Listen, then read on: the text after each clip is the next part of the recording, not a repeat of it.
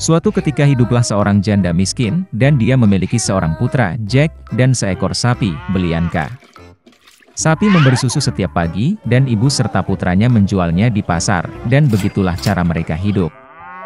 Tapi pernah Belianka tidak memberi susu, dan mereka tidak punya makanan. Ibu memutuskan untuk menjual sapi itu dan membuka toko dengan hasil penjualannya. Jack mengambil kendali di tangannya dan membawa sapi itu ke pasar.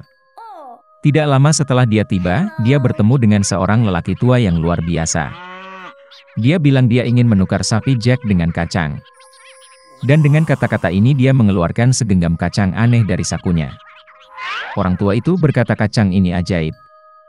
Mereka perlu ditanam pada malam hari, dan pada pagi hari mereka akan tumbuh sampai ke langit. Jack menjadi sangat tertarik dan setuju. Anak laki-laki itu pulang lebih awal. Ibu sangat marah karena dia memberi sapi perah di seluruh daerah itu untuk segenggam kacang yang tidak enak. Tapi Jack ingat kata-kata lelaki tua itu, dan memutuskan bahwa tidak ada yang bisa dilakukan, dan menanam kacang di halaman. Dia naik ke lotengnya, sedih, dan tertidur. Di pagi hari, Jack bangun dan melihat sesuatu seperti pohon besar di halaman. Dan ternyata, buncisnya bertunas, dan batangnya yang besar terus tumbuh ke atas hingga tumbuh sampai ke langit. Jack melompat ke batang dan memanjat seperti tangga. Dia memanjat dan memanjat dan memanjat dan memanjat, sampai akhirnya dia mencapai langit. Di sana dia melihat jalan yang panjang dan lebar yang membawanya ke sebuah kastil besar. Jack pergi ke gerbangnya dan mengetuk. Gerbang terbuka, dan seorang wanita jangkung berdiri di ambang pintu. Dengan gagap ketakutan, anak laki-laki itu meminta sesuatu untuk sarapan. Raksasa wanita itu membiarkannya masuk, tetapi memperingatkannya untuk tidak menarik perhatian suaminya, karena dia kanibal. Dia membawa Jack ke dapur.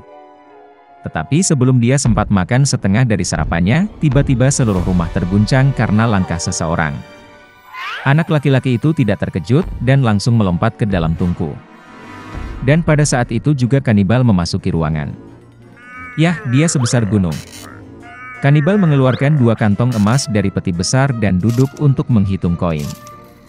Dia menghitung dan menghitung, akhirnya mulai mengangguk dan mulai mendengkur. Kemudian Jack perlahan keluar dari oven, merangkak melewati kanibal, mengambil 1 kantong emas dan bergegas ke batang kacang. Dia melempar karung itu ke bawah, dan dia mulai menuruni batangnya semakin rendah, sampai akhirnya dia menemukan dirinya di rumahnya. Jack memberitahu ibunya semua yang terjadi padanya, dan menyerahkan sekantong emas padanya. Mereka mulai hidup dari uang yang ada di kantong. Namun akhirnya karung itu kosong, dan Jack memutuskan untuk mencoba peruntungannya sekali lagi di puncak pohon kacang. Suatu pagi yang cerah, dia bangun pagi dan memanjat pohon kacang. Istri pemakan pria itu berdiri di ambang kastil besar. Dia berkata bahwa dia tidak akan mengizinkannya masuk, karena terakhir kali suaminya kehilangan sekantong emas. Tapi bagaimanapun juga, dia merasa kasihan pada bocah malang itu, dan membiarkannya masuk ke kastil. Tiba-tiba langkah kaki raksasa terdengar, dan Jack kembali bersembunyi di tungku. Kanibal masuk dan menyuruh istrinya untuk membawa ayam betina yang bertelur emas. Raksasa wanita membawanya, dan Ogre memerintahkan ayam untuk bertelur, dan dia meletakkan telur emas. Raksasa yang senang itu mulai mengangguk dan mendengkur. Kemudian Jack keluar dari oven, mengambil ayam emas dan bergegas ke pohon kacang. Anak laki-laki itu kembali ke rumah. Dia menunjukkan kepada ibunya seekor ayam yang enak, dan mereka mulai hidup menjual telur emas. Tetapi segera bagi Jack, tampaknya ini tidak cukup. Dan ia kembali memutuskan untuk mencoba peruntungannya di pucuk buncis. Kali ini bocah itu naik ke kastil melalui jendela. Dia melompat ke kuali tembaga dan bersembunyi. Kanibal dan istrinya memasuki ruangan. Raksasa itu mencium bau bocah itu, dan mereka bergegas mencarinya di dalam oven. Tapi dia tidak ada di sana. Mereka mencari setiap sudut dan celah, tetapi mereka tidak berpikir untuk melihat ke dalam kuali tembaga. Putus asa untuk mencari, Ogre memerintahkan istrinya untuk membawa harpa emas dan meletakkannya di atas meja. Kanibal mendengkur karena suaranya yang indah. Kemudian Jack diam-diam keluar dari kuali, meraih harpa emas dan bergegas ke pintu. Tapi harpa bermain dengan keras dan membangunkan kanibal. Jack berlari cepat, melompat ke pohon kacang, dan raksasa itu mengejar. Jack pergi ke rumahnya, dan berteriak kepada ibunya untuk membawa kapak. Sang ibu berlari keluar dengan kapak di tangannya, anak laki-laki itu mengambil kapak dan mulai memotong pohon kacang. Raksasa itu merasakan batangnya berayun dengan keras dan berhenti. Kemudian Jack memukul lagi dengan kapak dan memotong pohon kacang. Itu bergoyang dan roboh, dan ogre itu jatuh ke tanah dan jatuh. Sejak hari itu, Jack dan ibunya tidak pernah mengenal kemiskinan lagi. Tetapi anak laki-laki itu sangat menyesal karena keserakahan mereka hampir membayar dengan nyawa mereka. Dia berjanji bahwa dia tidak akan pernah mencuri lagi dan akan bekerja keras untuk kebaikan keluarga.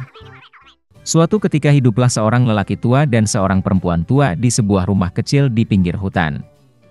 Segala sesuatu dalam hidup mereka berdebat, hanya satu hal yang hilang, lelaki tua dan perempuan tua itu tidak memiliki anak.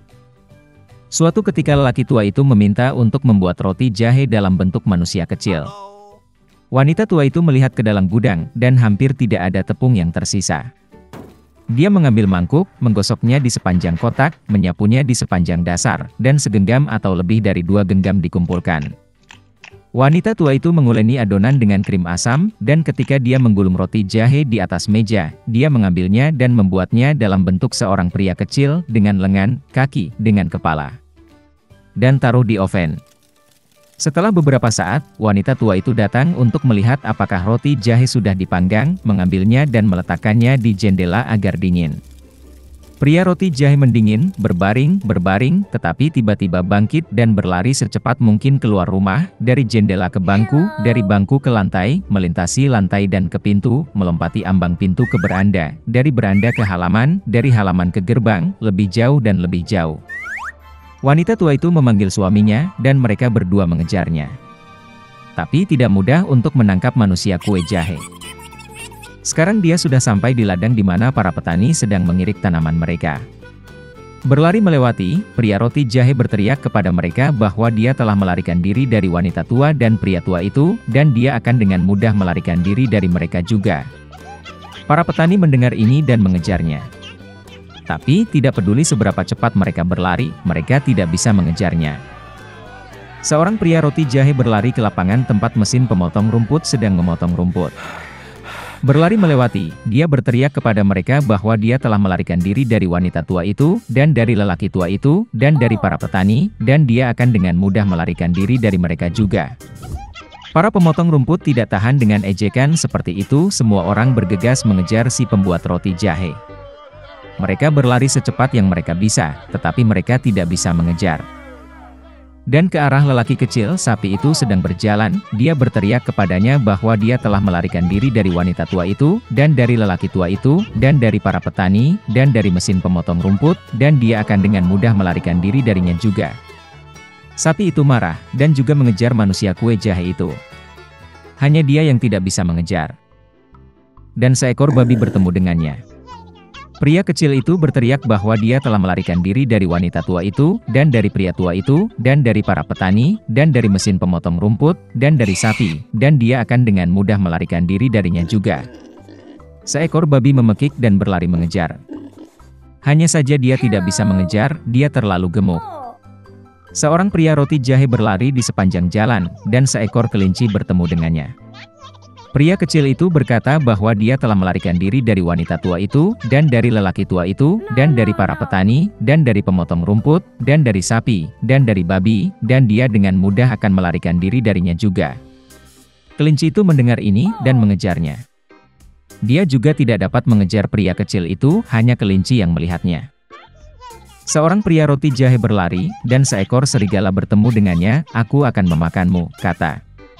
Dan lelaki kecil itu menjawab bahwa dia telah melarikan diri dari perempuan tua, dan dari lelaki tua, dan dari para petani, dan dari pemotong rumput, dan dari sapi, dan dari babi, dan dari kelinci, dan dia akan dengan mudah melarikan diri darinya juga.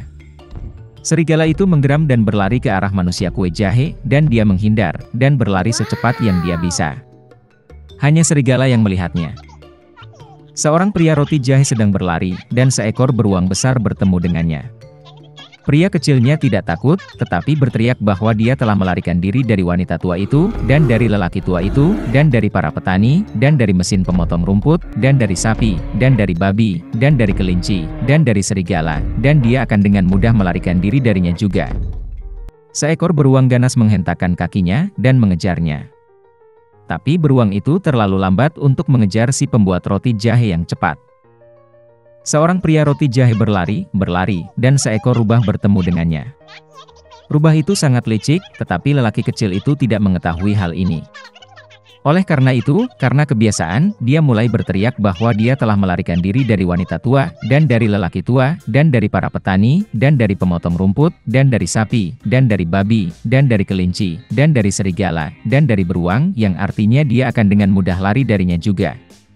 Rubah mendengarkan sampai akhir, dan berkata bahwa dia sangat tua, tidak mendengar apapun. Dia mendekati pria kecil itu dan memintanya untuk mengulanginya. Mematuhi roti jahe konyolnya, dan mulai membual lagi. Rubah mendengarkan sampai akhir, dan berkata bahwa dia masih tidak mendengar apapun. Dia semakin mendekati pria kecil itu dan memintanya untuk mengulanginya lagi. Pria roti jahe setuju, dan kemudian saja dia memulai lagi, saat rubah menerkamnya dan makan. Dan pria kue jahe tidak lagi membual tentang